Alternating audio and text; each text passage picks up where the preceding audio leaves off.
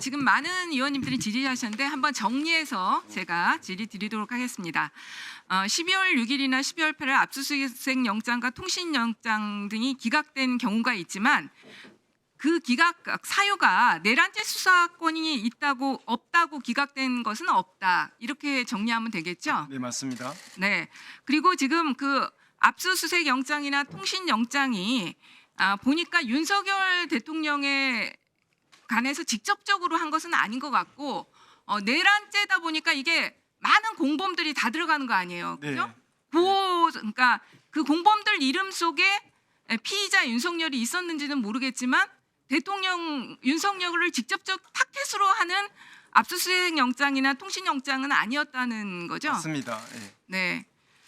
통신영장에는 윤석열 대통령을 대상으로 한 통신영장이 있었고 압수수색 영장에는 다른 피의자들 그다음에 선관위 그다음에 국회 등을 압수수색 대상으로 하였지 대통령이나 대통령실 그다음에 대통령 관저를 대상으로 한 것이 아니었다라고 정리하면 되겠습니다. 네, 그때는 이제 어떻게 보면 내란죄 수사 초기 단계이기 때문에 주범인 내란죄 수괴할 수 있는 윤석열 대통령을 타켓으로 한 것보다는 주변 수사부터 이렇게 들어가는 단계였던 거죠. 네, 맞습니다. 네.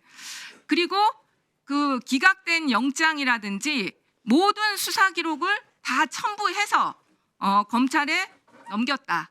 네, 네. 맞습니다. 다만 아까 말씀드렸듯이 네, 문상호 피의자에 대해서는 군인 신분이기 때문에 중앙군사법원에 보내는 기록에 원본이 첨부되어 있습니다. 다른 그 장성들과 관련된 뭐 그런 건 또 없었습니까? 문상호 말고도 이제 다른 주요 피의자들 중에 저희들이 그 많이 있잖아요. 12월 6일 날 그다음에 8일 날 청구한 영장에는 박한수나 등 그 군인들이 피의자로 적시되어 있었습니다. 그런데 지금 돌이켜 보면 그런 사람들은 서울 중앙군사법원에 관할이 있고 서울중앙법원에는 지금 관할이 없는 것으로 판명이 됩니다. 그래서 그 이후에 청구될 때는 중앙군사법원으로 갔고요. 그래서 지금 그래서 관할 부분에 있어서 초기에 그런 부분들이 피의자로 섞여 들어간 부분에 대해서는 좀 오류가 나지 않았나 생각합니다. 네.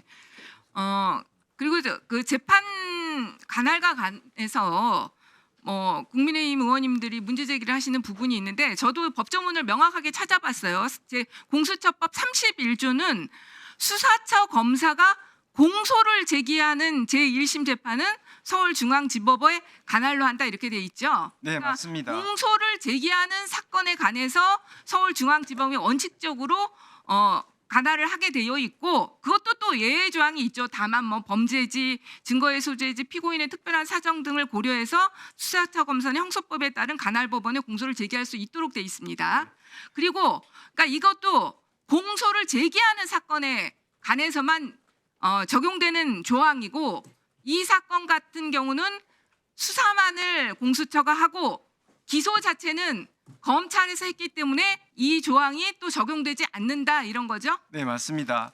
31조의 적용 범위에 관해서 의원님께서 정확하게 지적해 주셨고 그래서 공수처가 수사만 하지 기소를 하지 않는 이 사건에 있어서는 형사소송법의 원칙으로 돌아가서 토지관할권에 의해 가지고 그래서 지금 서울 중앙지방법원에는 12월 6일 청구한 데는 다행히 상민 피의자가 피의자로 등록되어 있기 때문에 서울 강남구가 주소지여서 관할이 건건히 있었던 것이고 지금 범죄지가 전부 다 지금 여의도 또는 지금 대통령실 대통령 관저 이고 그다음에 또 주소지는 또 이태원이기 때문에 대통령에 대해서는 또 서부법원에 관할이 있고 그래서 지금 비로소 지금 서울중앙법원에 대해서 대통령 관련해서 그 관할을 갖는 것은 대통령이 체포됨으로써 서울구치소에 현재지가 됨으로 해서 지금 관할권이 있는 그런 상황입니다. 그래서 서울중앙법원이 뭐 전속 관할이라든지 이런 것은 의원님이 지적하셨듯이 31조에 대한 정확한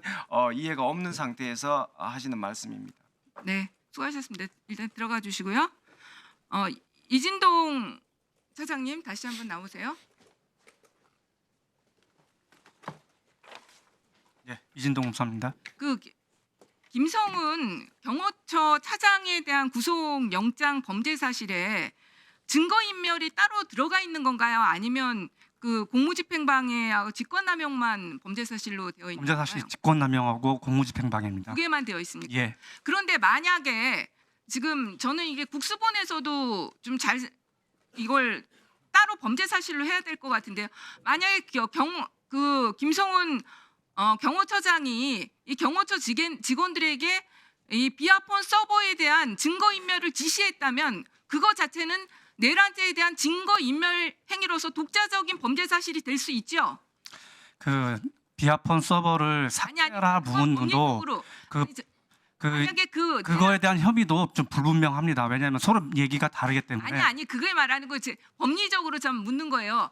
김성훈 경호처장이 비아폰 서버에 대한 삭제 지시를 했다고 한다면 그것 자체가 내란죄에 대한 증거 인멸 행위가 범죄 사실로 구성이 되는 건 맞잖아요. 네, 의원님 가정에서 하는 거 답변하는 건 적절치 않은 것 같습니다. 제가. 저는 이게 법리적 당연한 것 같습니다. 그래서 이거 국수본에서도 범죄 사실에 그걸 하나 추가하세요. 증거인멸 행위로서 이건 당연히 되는 행위예요. 범죄 사실에 공무집행방해 직권남용뿐이 아니라 그 두 개에 대한 증거인멸 행위가 아니라 독자적인 범죄로서의 증거인멸 범죄를 넣어야 된다 이렇게 생각합니다. 그리고 노상원 수첩과 관련해서 지금 경찰에서는 필적 감정했는데 국수본에서 감정불능이 나왔잖아요. 근데 좀 예. 저는 이해가 안 되는데 이게 필적이 그 수첩이 굉장히 내용이 많기 때문에 감정불능이 나오기가 좀 어려울 것 같은데 이거에 대한 추가적인 수사 계획 검찰에서 좀 생각하고 있습니까? 저도 뭐 수첩을 봤는데 워낙 글씨가 그냥 날아가는 글씨가 돼 있어갖고요. 아마 그래서 아마 필적 감정이 어렵지 않나 하는 근데 건데 필적 감정 다시 한번 다른 검토해 보겠습니다. 방법으로 여러 가지 할 수 있잖아요. 추가로 한번. 검토를 해보시기 바라고요. 예, 알겠습니다. 네, 그리고 그 조태용 김건희 문자 관련해서 김건희하고 조태용 문자도 수사했지만 또 하나 수사의 포인트가 이번에 국회에서 밝혀진 것 중에 하나가 조태용 원장이 그러니까 국정원이 12월 3일 계엄이 있는 날 기재부에서 예비비를 찾았습니다. 그래서 이거는 굉장히 중요한 사실이에요. 계엄과 관련된 그 자금 이것으로 쓰였을 가능성이 굉장히 큰 거예요. 그래서 이번에 국정원에서 12월 3일 날 예비비를 타간 부분에 대해서도 조사해 보시기 바랍니다. 유념하겠습니다. 네.